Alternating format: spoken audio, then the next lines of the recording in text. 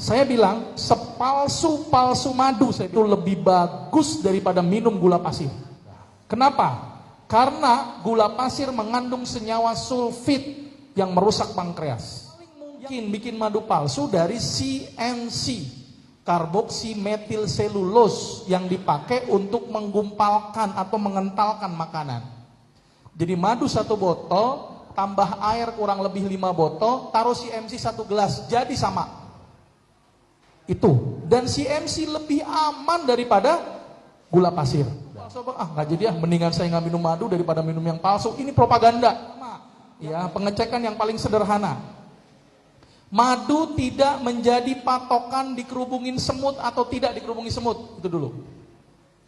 Karena itu tergantung dari sari bunga yang diambil oleh lebah. Kedua, madu baik apa tidak berpatokan kepada kalau madu bagus dibuka meletup. Madu itu dikasih korek nyala, enggak jadi patokan. Tergantung kadar air.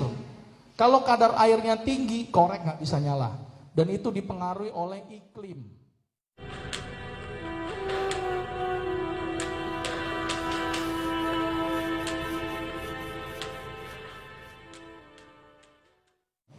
Masyarakat kita takut dalam mengkonsumsi madu karena alasannya asli atau palsu. Tapi masyarakat kita lebih senang mengkonsumsi yang palsu. Contoh, sirup. Jelas-jelas ada pengawet, ada pewarna, ada pemanis dari gula pasir, anggap. Itu jelas-jelas palsu, nggak ada yang komplain, coba. Kan aneh saya. Madu yang belum tentu palsu dan asli, komplainnya luar biasa. Ini propaganda. Ya, saya bilang sepalsu-palsu madu, saya bilang nih, sepalsu madu, anggap deh, biar masyarakat minum madu pokoknya. Sepalsu-palsu madu itu lebih bagus daripada minum gula pasir. Udah. Kenapa? Karena gula pasir mengandung senyawa sulfit yang merusak pankreas. Tapi madu palsu kalau dibuat dari gula pasir dan gula Jawa tekor. Percaya sama saya pernah buat, masalahnya nggak masuk produksinya. Karena dia butuh modal beli gula pasir dan gula Jawa. Kenapa madu bisa lebih murah? Karena petani nggak modal.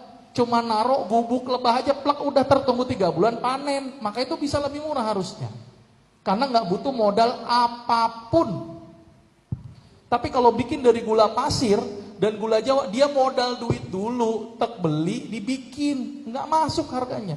Yang paling mungkin bikin madu palsu dari CMC, karboksimetilselulose, yang dipakai untuk menggumpalkan atau mengentalkan makanan. Jadi madu 1 botol, tambah air kurang lebih 5 botol, taruh CMC 1 gelas, jadi sama. Itu. Dan CMC lebih aman daripada gula pasir. Biar masyarakat minum madu dulu deh. Soalnya masyarakat kita yang palsu aja nggak diprotes. Madu palsu nggak jadi mendingan saya nggak minum madu daripada minum yang palsu. Ini propaganda. Saya juga nggak setuju tuh ada penyiaran-penyiaran yang palsu, tapi dia tidak punya menyorot perusahaan-perusahaan besar yang memproduksi bahan-bahan yang berbahaya. Kasihan banget itu. Islam jadi didiskreditkan tuh, dari madu jadi jauh masyarakat dengan madu, tapi dekat sama sirup. Ini mohon maaf yang jual sirup jangan tersinggung. Mohon maaf ini. Karena saya lagi agak karena ngeri pengawetnya. Pengawet, pewarna, pemanis buatannya. Dan saya yakin semua penjual madu pasti bilang madunya asli. Sudah, nggak apa-apa. Udah, anggap aja asli. Udah, nggak usah mikir-mikir dulu. Ya. Tapi yang pasti kita punya standar untuk pengecekan. Bagaimanapun juga madu asli lebih bagus daripada madu yang tidak asli. Bagaimana cara pengecekannya? Ini dulu yang paling penting. Yang pertama, ya, pengecekan yang paling sederhana. Madu tidak menjadi patokan dikerubungin semut atau tidak dikerubungi semut. Itu dulu. Karena itu tergantung dari sari bunga yang diambil oleh lebah. Kalau lebahnya ngambil bunga sambiloto, saya yakin semut gak berani deket. Tapi kalau lebahnya ngambil bunga sepatu, pasti deket. 1. Yang kedua, madu baik apa tidak berpatokan kepada kalau madu bagus dibuka meletup. Bayangin ini asli ini. Ya, bayangkan di botol aja meletup, apalagi di perut meledak, saya bilang. Karena sudah terjadi proses fermentasi. Ya, ini yang paling penting nih. Terus madu itu dikasih korek nyala, enggak jadi patokan, tergantung kadar air. Kalau kadar airnya tinggi, korek nggak bisa nyala. Dan itu dipengaruhi oleh iklim. Ya. Terus kemudian gimana dok cara ngecek madu asli apa enggak?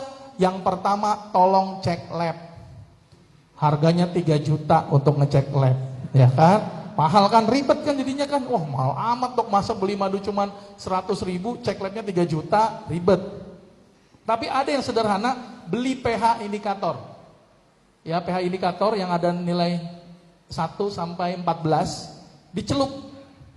Kalau madu itu pH-nya berkisar antara 3 sampai 4. Ya, dia asam. Ya, karena walaupun rasanya manis tapi dia asam, sama kayak jeruk lemon. Walaupun rasanya asam tapi dia dicek pH-nya basah. Cek, oh 3 kali 4. Karena kalau gula pasir atau gula Jawa dicelup, itu pasti pH-nya 5, 6 atau 7. Itu cara yang paling 2. Oh dok, males dok, mahal amat sih dok, beli pH indikator memang mahal, 175.000 untuk satu inian. Ya tapi biar mantep. Ya. Ya, terus yang kedua, yang ketiga, ada nggak yang lebih sederhana lagi? Ada sebenarnya. Ya, tolong dicek uji tuang. Tuang dibandingkan dengan sirup. Ternyata kalau madu dituang dia utuh dari atas ke bawah. Pluk. Kenapa? Karena dia terikat dengan enzim yang namanya enzim diastase. Apa tuh enzim diastase? Enzim yang dihasilkan hanya dari lebah ketika lebah ngisep madu. Enzim diastase nggak bisa lebah itu diambil diperes gitu keluar enzim, nggak bisa. Sama dengan air liur. Air liur kita ini, enzim diastase itu sebenarnya air liurnya lebah sebenarnya, air kelenjar hipoparingeal.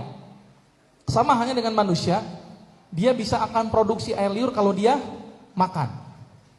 Dan maka itu salah satu pengecekan madu harus mengandung enzim diastase yang cukup. Jadi si lebah itu ngirup si madu, kemudian masuk ke lambung, namanya di kelenjar hipoparingeal, kemudian dimuntahkan lagi. Jadi sama saja minum madu sama dengan minum muntahnya lebah.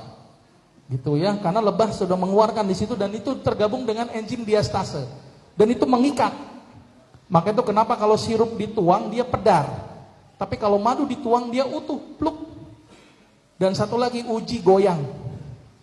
Bu ya, jadi kalau digoyang di dalam sebuah cawan dengan air hangat, itu kemudian akan terbentuk gelombang atau struktur kayak heksagonal. Tapi kalau sirup coba dituang, nggak bisa dia, karena tidak ada ikatan enzim diastasenya. Itu cara yang paling sederhana. Ada lagi nggak dok? Nggak perlu melakukan. Ya udah melihat aja ada nggak uji sertifikatnya. Ya kan, ada namanya sertifikat uji standar SNI atau enggak, dicek enzim diastasenya. Ya dok, kalau orangnya nggak bawa gimana lagi? Ya udah, orang ini dipercaya apa enggak? Selesai udah. Ya kan, karena ribet ini nanti. Insya Allah kalau dia jualnya orangnya bener, insya Allah jualnya juga bener. Saya kasihan tuh orang-orang penjual madu, jujur saya kasihan. Sampai dia jualan tuh pakai bawa sarang-sarangnya. Coba, aduh, saya bilang. Ini aja masih dibilang nih palsu apa enggak? Udah bawa sarang itu padahal. Repot nggak tuh kalau saya? Karena masyarakat begitu khawatirnya dengan madu palsu. Begitu khawatirnya, padahal lebih aman daripada sirup. Kira-kira begitu Bu ya. Mudah-mudahan nggak usah takut minum madu.